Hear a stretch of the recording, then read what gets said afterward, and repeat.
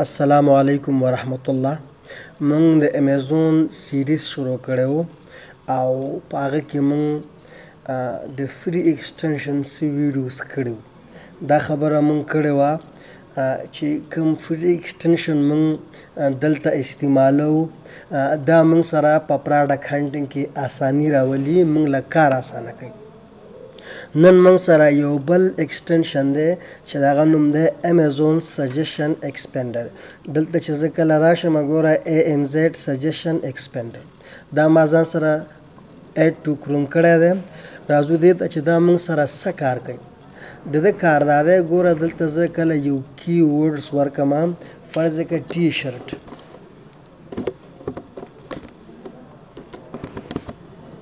شرټ ما دلته ټي شرټ ورکړه. ګوره د دې کی ورډز مطابق چې څه نور کی ورډز دي دلته ګوره ما سره لس شو، ما سره د یو کی ورډز دکان جوړ شو په یو اصطلاح. دا موږ سره د یو پراډکټ باره کې نور آیډیا راولي.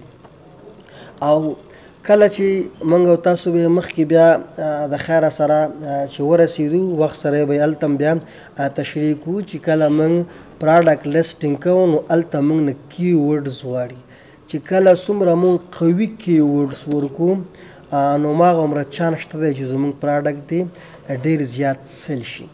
نو قوي کی ورډز به سړی هغه وخت کې ورکوي چې کله ورسره آیډیا وي، نالج ورسره وي. نو خبره زه را خلاصه کوم چې دا مخکې به دا لیست موږ سره نه راتلل. دا ټول کمال دا لیست چې کوم راځي دا ټول کمال موږ سره د ایکسټنشن دی. نو دا چې اوس دا ایکسټنشن به موږ ځان سره څنګه اډ کوو، د ده طریقه ډېره اسانه ده. ولې چې مخکې موږ کوم ویډیوز کړي وو او په هغه کې چې کوم ایکسټنشن موږ ځان سره اډ کول د هماغې سره مطلب په هماغې طریقې سره دا هم اډ کېږي. په کروم کې به ورته موږ لیکو امیزون یا AMZ سجیشن ایکسپینډر او د هغه نه بعد انټر پریس. دا خبره ما بار کړې وه چې chrome.google.com دا لینک به موږ سره صحیح وي. په دې لینک باندې زه کلیک کوم او د هغه نه بعد به دلته اوس ما ته راشي ایډ ټو کروم. خو ایډ ټو کروم به ما سره دلته نه راځي. وجه دا ده چې دا ما ځان سره مخکې ایډ کړی دی. دلته کې به اوس ما ته راځي ریموو فرام کروم.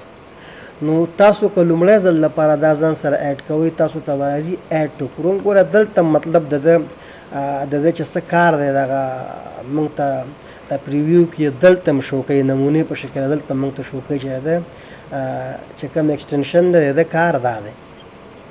نو چې ما خبره دا کوله چې تاسو که لومړی ځل لپاره ځان سره دا ایډ کوئ نو تاسو ته به د ایډ ټو کروم راځي، هغه باندې به کلیک وکړئ، بیا ایډ ایکسټنشن هغه باندې به هم کلیک وکړئ او د هغه نه بعد به دلته ځان سره پین کړئ.